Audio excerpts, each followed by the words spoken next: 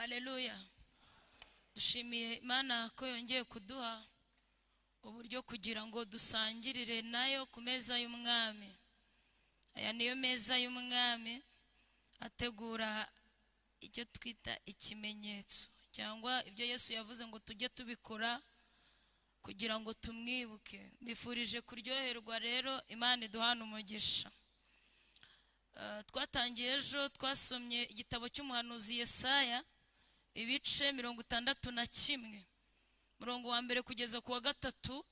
Yesaya niwe wahanuraga Yesu, aravanga umwuka w'umwami Imana ari kuri jye, kuko yansize amavuta mu mutwe kugira ngo mbwirize abagwa neza ubutumwa bwiza.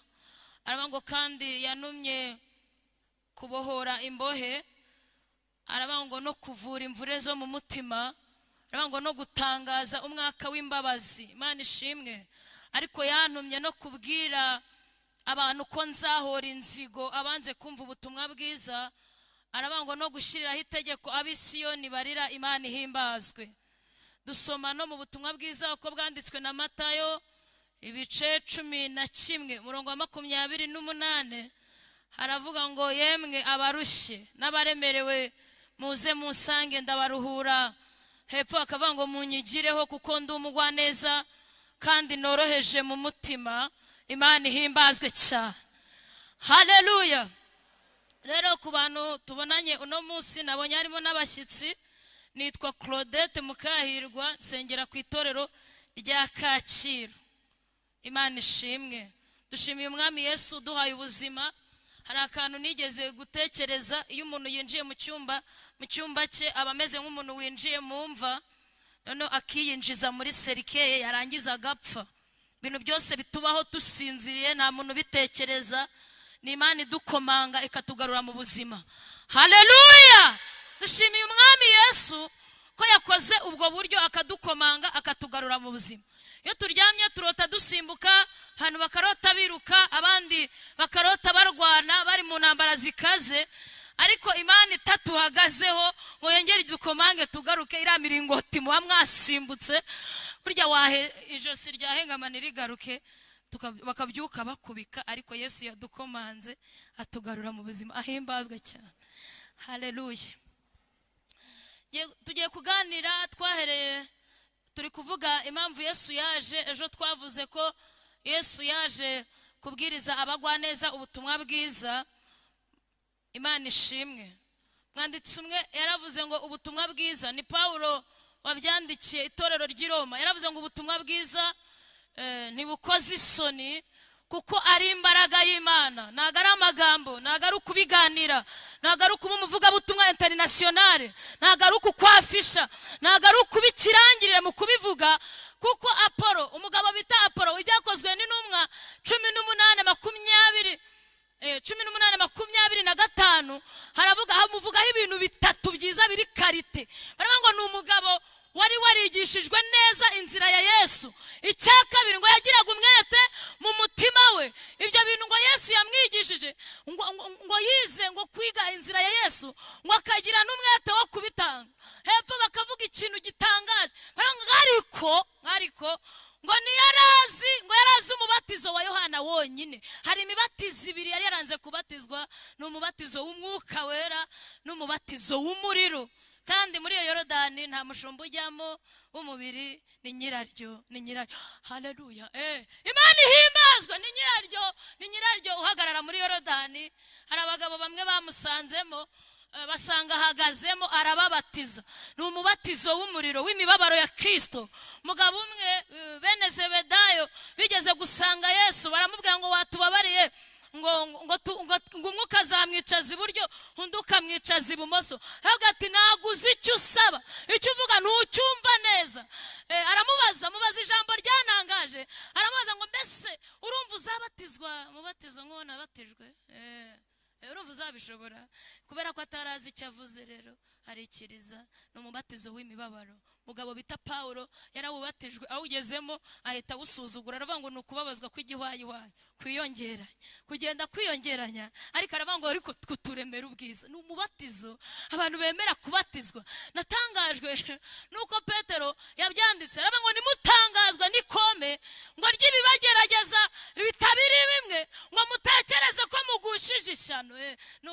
umubatizo umuntu abatizwa ari uko yakiriye ubutumwa bwiza aribwo Yesu Kristo.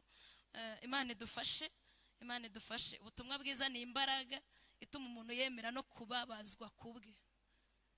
Umugabo bita Yohana, aba bagabo barabatijwe, aba bagabo batubwiye banditse igitabo cy'ibyakozwe n'intumwa barabatijwe.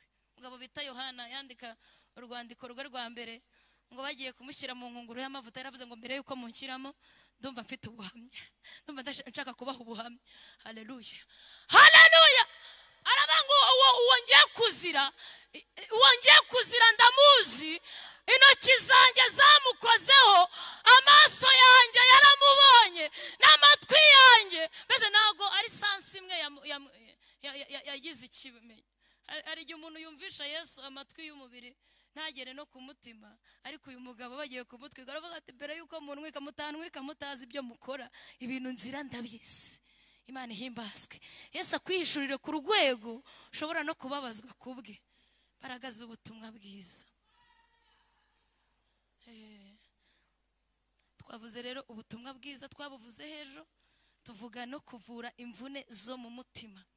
Abantu bararushye, baruhiye ahantu bagombaga kuruhukira. Mpamvu ahantu magarutse nuko ejo nagiye ntahasoje imvune zo mu mutima.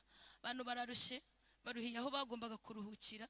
Umuntu uramukoraho gato akakubwira ngo udakora ku gikomere. Nari ngutangarije ko Yesu mu bintu byamuzanye, niba igikomere kikiguterura kikakwereza kigapima ibiro byawe bikaba bike, nagurakira Yesu. Wisuzume mu mutima, ni ikimenyetso rwose kutarakira umwami Yesu, kuko mu bintu byamuzanye yaje kuvura imvune zo mu mutima. Haleluya. Umwanditsi Yesaya twamuvuzeho yaravuze ngo yari umunyamibabaro wamenyereye intimba zacu ngo yazishyizeho, imibabaro yacu arayikorera. Haleluya. Aravuga ngo twamutekereje ko yakubiswe n'Imana, acumitwa nayo, agahetamishwa n'imibabaro. Ariko igitangaje ni uko imibabaro y'abantu yayikoreye na n'ubu bakaba bakiyikorereye. Worship team iri kuririmba, hari ijwi numvise ndi muri riteraniro bavuze ngo nzakomeza nkwizera kuko utayobya. Numvise ngize umutima wanjye warize cyane, kuko ngewe wanshinjije ko najya nizera Imana, numva ntago mfite ubushobozi bwo kuyiririmba, numva ntago mfite ubushobozi buhagije bwo kuririmbana na worship team.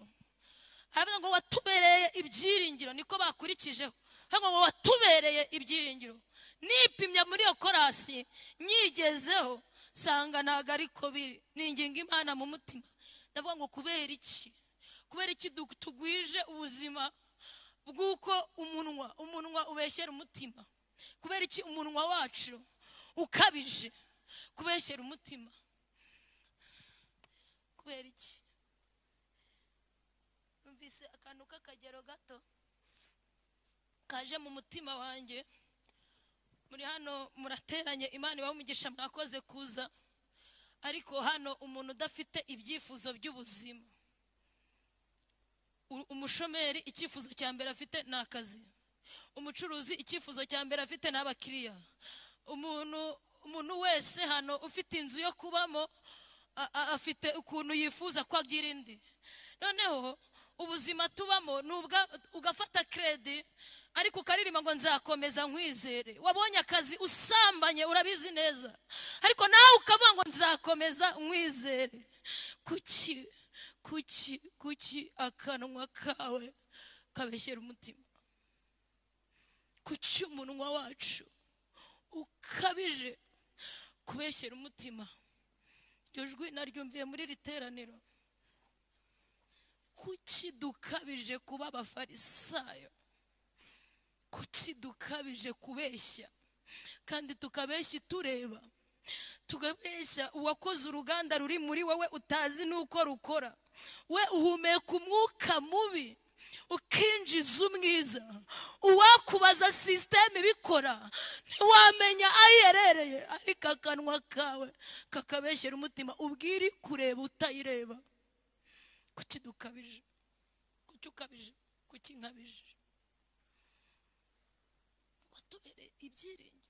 Abantu bafite Yesu b'ibyiringiro ntago babaho nkatwe, ntago babaho nkawe. Natekereje twese tuvuga ko turi abana b'Imana, ariko abantu benshi muri hano ndi kubona benshi bakuze ari bakuru, n'abapapa n'abamama n'urubyiruko, n'abantu bafite ubwenge abarimo. Ndabona nta mwana urimo cyane.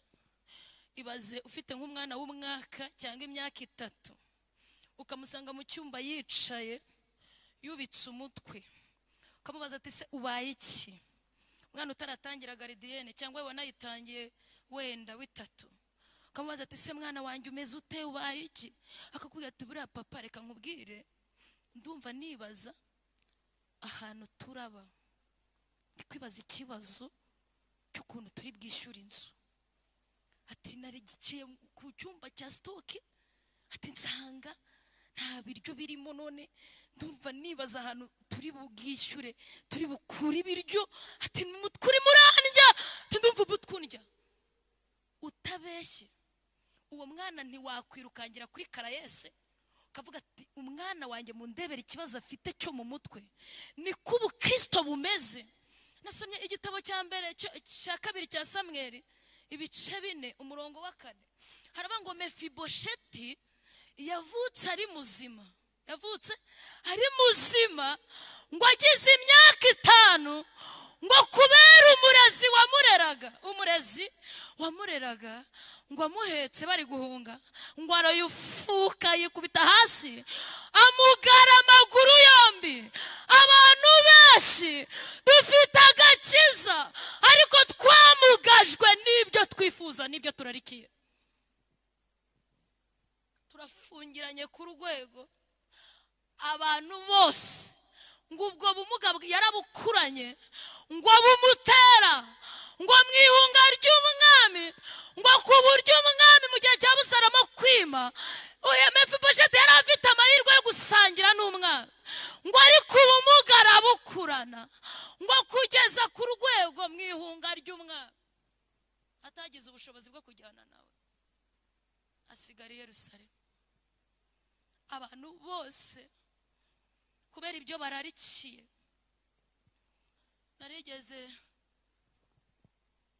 kuri po ya 3 twavuzeho ejo, nshaka gukomerezaho. Yesu yaje kuvura imvune zo mu mutima. Icya 3 yaje kubohora imbohe. Ejo twavuze imbohe zigaragara, ntago nzigarukaho. Twarimo tuvuga gato ku mbohe zitagaragara, tuvuga ya mbere, umugozi wa mbere utagaragara uboha abantu n'ubuswa, kutamenya. Umugozi wa kabiri uboha abantu numva nshaka gukomerezaho ni umugozi wa kamere y'ibyaha.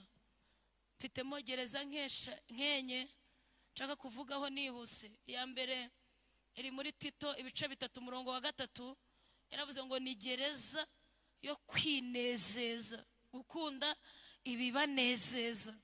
Abantu baberaho kwinezeza, kandi umuntu washoboye kwinezeza nagashobora kunezeza Imana, kuko iyo winezeza mu mubiri ubunezeza kamere y'umubiri wawe kandi zapfa.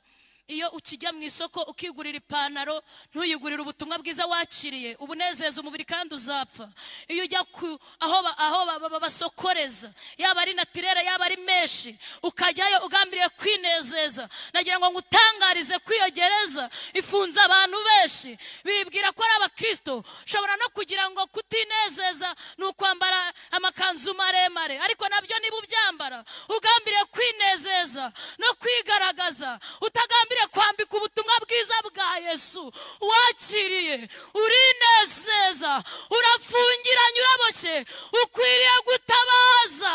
Imana ihimbazwe, ukabwira ufite ubushobozi nyiri urufunguzo akagukingura ugasohoka. Niba ujya kwisukisha ukireba muri miriwari ukumva ushaka kwiyitaho, ntibishoboka ko umuntu winezeza ashobora kunezeza Imana. Yesu abwira abigishwa kondisiyo.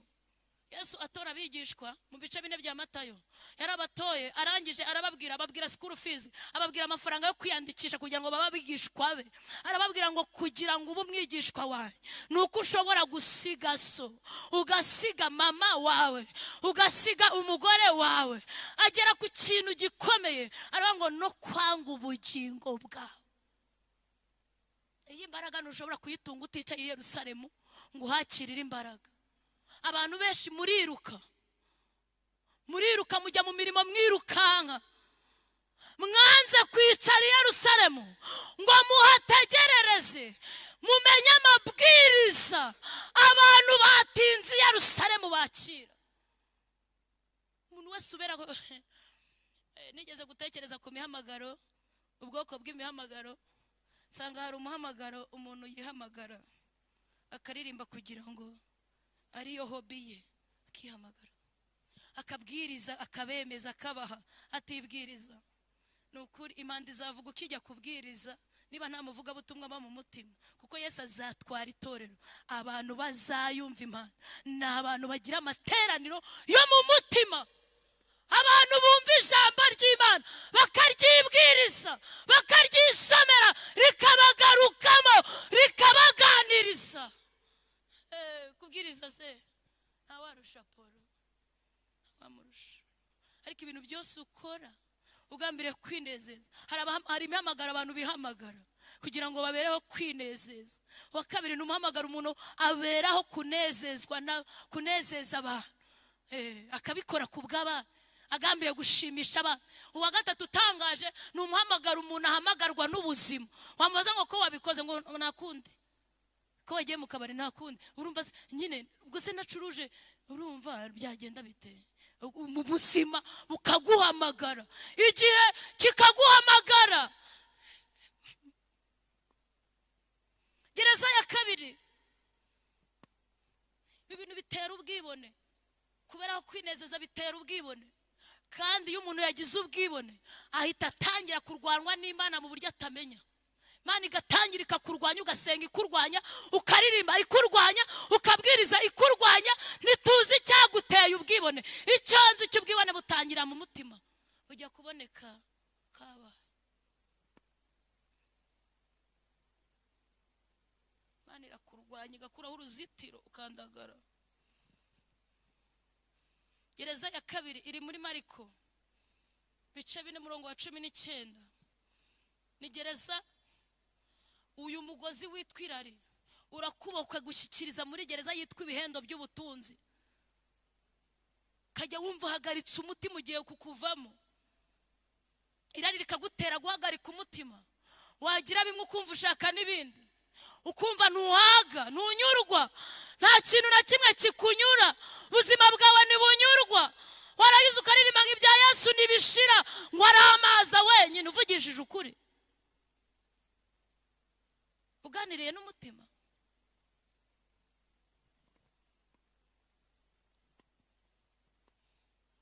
Gereza ya gatatu ni gereza yo kwandamo. Paulo yandikiye Timoteyo aramubwira ngo Dema yaransigiriye mu bice 4, ariko umusezera aramubwira ngo Dema yaransigiriye kuko yakunze iby'iki gihe, yarebye ubucuruzi buri kubera i Tesalonike, wari umujyi uteye imbere, aransiga ajya gucuruza. Aransize Dema kuko yakunze iby'iki gihe. Ndamuzara mutwaye, kandi niyo abonye abandi arabarembuza. Babwira ati nta kimana ipfa n'ibyo, akababwira, akabaganiriza. Mu gatabo k'umugenzi bavuga ko Dema yajyaga ahamagara abantu wahagaze mu kirombo ari gucukura, ukanda abantu bagiye bajya guhengereza. Abeshi icyo kirombe cyarabaridukanye, baravunika, bagira ubumuga buturutse ko ndamuzisi. Avuze Petero wa 2 ibice 2:3 usimbutse n'uwa 18, yaravuze ngo iyo bafungiwe muri iyo gereza bagira amagambo y'amahimbano, bishakira ibintu babwira abantu by'amahimbano, bagambiriye indamu zabo, ngo bagashuka, ngo bakagerageza ngo bagashukashuka, ngo n'abantu bari mu ihunga ryo guhunga umuriro uzatwika isi, akababwira ko ntacyo bitwaye, akababwira ko kurimbuka kudahari, akababwira ko umuriro utazabaho, ngo baragerageza bagashukashuka n'abari mu ihunga ryabo.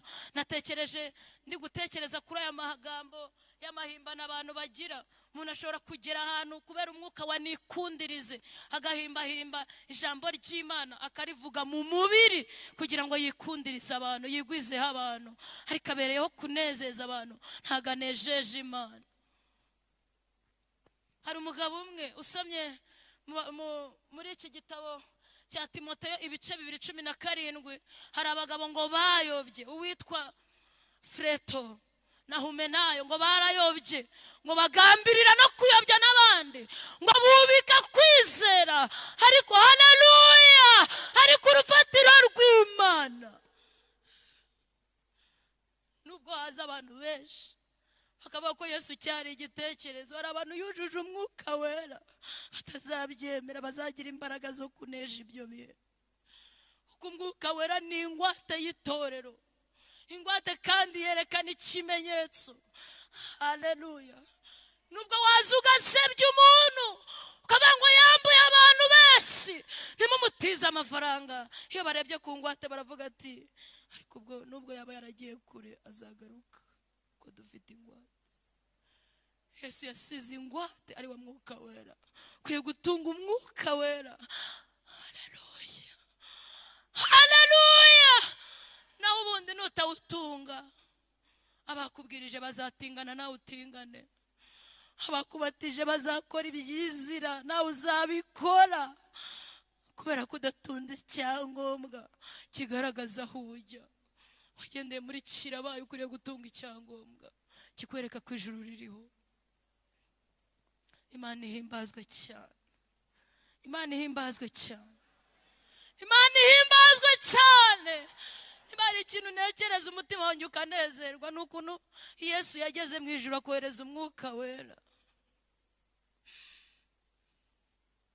Nubwo abantu bagoreka inzira y'Imana, nubwo abahetsi bavuna abana amaguru, bigatuma batazareba ururembo, bigatuma inzira batazayikomezamo ngo bagere iyo bajyaga, ariko umwuka wera azaguma mu itorero, aganiriza abo Yesu yacunguye, ababwira ngo mwebweho igihugu kirabategereje mu ijuru, kandi kizicarwamo n'abantu batowe. Umwuka ni mwiza. Ndumva twashimira umwuka wera, tugashimira na Yesu, tugashimira n'Imana yamuduhaye. Ndumva nezerewe umutima. Hari igihe ibihe biba bikagora abagenzi, bakumva biyebye, bagatekereza ko kugerayo kudashoboka, ariko umwuka akabahumuriza, akababwira ngo kugerayo kurashoboka, kuko abasore b'imigenda bazacogora baruhe, ariko wowe ukomeje gutegereza Uwiteka, tuzajya tukohereza imbaraga, nizishira tuzajya tugupangira. Haleluya. Mu ijuru bafite uburyo bazibikurira abera, abantu babizeye bakabakurikira. Niba hari ikintu nanejejwe nacyo, ni ukuntu mu ijuru bagira konte y'imbaraga. Ibyo bintu byanejeje umutima wanjye. Igihe umugabo bita Eliya yari amaze gukora umurimo, ziramushirana, ngaryama munsi y'igiti cy'umurotemu ngo yumva zashize, ariko ngo mu ijuru bagira marayika utekera abera umutsima, ngo bamutekere umutsima, baravuga ngo nimujyane gusa wamwica, mumwohereze n'amazi mu gacuma. Hashimwe Yesu. Burya n'umwuka barawutwongerera. Hari igihe wuzura umwuka wera, ariko iyaba wawuzuye ku munsi wa mbere wawubatizwagamo ari we ugifite, wakora nk'ibyo abapagani bakora. Ariko hashimwe Yesu ufite uburyo yoherezanya umutsima n'amazi, kandi akawohereza ari igerero ryaho uzagenda. Imana ihimbazwe cyane. Uretse no mu gacuma bagira n'amariba bafukura.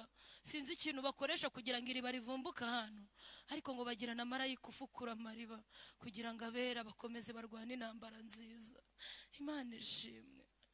wasohoka mu cyumba ugahita ukubitana na lavabo ukanywa amazi, wagera no muri salo muzi kubitunganya cyane. Biriya ni ibimenyetso. Yesu yabwiye wa Musamariyakazi, aramubwira ngo impamvu urushye ni uko ugituye mu cyaro. Haleluya! Aramubwira ngo impamvu kiruha ni uko ugituye mu cyaro, aho bajya kuvoma bakoze urugendo. Munsi nakuzanye mu mujyi nkakuzuza imbaraga, nzaguha inzu, usohoka mu cyumba ugahita uhura n'amazi, wakubita ugakura n'amazi, muri dushe ugakura n'amazi, ku buryo urangiza kwitunganya ugakaraba. Nigeze kugera ahantu ndebye ukuntu inzu yubatse, kuri salamanje haba hari lavabo, muri tuwarete ugisohoka haba hari akaravabo, kuri tuwarete ubwayo naho hari utuzi duhita tugufasha kwitunganya. Mbese ahantu hose Yesu yahashyize amazi. Naho urara iyo ubishatse, kubera ko aba ari wowe ariko mana, iyo ubishatse naho urara uhashyira akaravabo, avuga ati muri dushe hari kuba kure, reka twegeze n'akaravabo hano mu cyumba hafi, tujye dukaraba mu gihe tubikeneye. Sifa kwa Mungu. Haleluya! Niko yabwiye umugore ngo nunyizere imigezi y'amazi y'ubugingo izatemba iva mu nda. Uzajya wumva ugize amakuba, haleluya igufashe. Nugira ibyago akakorasi kagufashe. Haleluya! Nugira ibintu bikuremerera, ufungure YouTube ubone worship team igufashe. Mbese uhure n'umwigisha nabyo bigufashe, usome ijambo uri wenyine nabyo bigufashe, uvome no kuyo wabitse nabyo bigufashe. Mbese nunyizera ukagerageza ukanyize, zakumarira ari ryose. Iry'abagabo wavomanye. Ego umugore yajyaga ajya kwiriba afite abagabo babandi yatwaye, akajya kwiriba, byarangiye baganiriye bavuze ko ari ugusenga, ngo gihe kiraje ndetse kirasaba bw'abasengera kuri uyu musozi, kandi byatangiye ari iriba, ni ukumwaje, bimeze nk'iriba, bimeze nko kuvoma, ariko byarangiye bibaye amasengesho. Haleluya! Ariko nimunyizera umuruho muzawukira, muzatuma uruho, muzareka kuvoma kure, mbashyirire amazi mu nzu. Haleluya! Bahe ku mazi, bahe ku mazi. Yesu we, Imana ihimbazwe.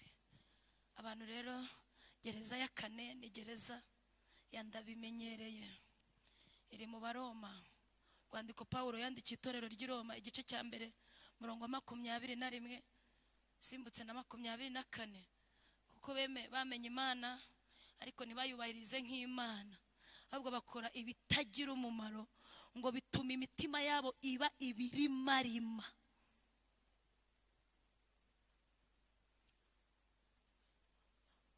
Abantu barabatijwe, bafite ahantu babatirijwe, bafite ahantu bigiye, sinzi aho bigiye, bajya no mu mirimo itandukanye, ariko ngo bamenye Imana, ngo barema isoko ribi cyane ryitwa iryo kumenyera Imana, isoko mburamumaro.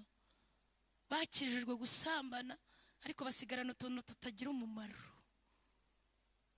Bakijijwe kuroga ariko ni abagambanyi bo mu mutima, ni abanyeshyari, batekereza nabi, ni intababarira, n'abagome, bariba n'abajura.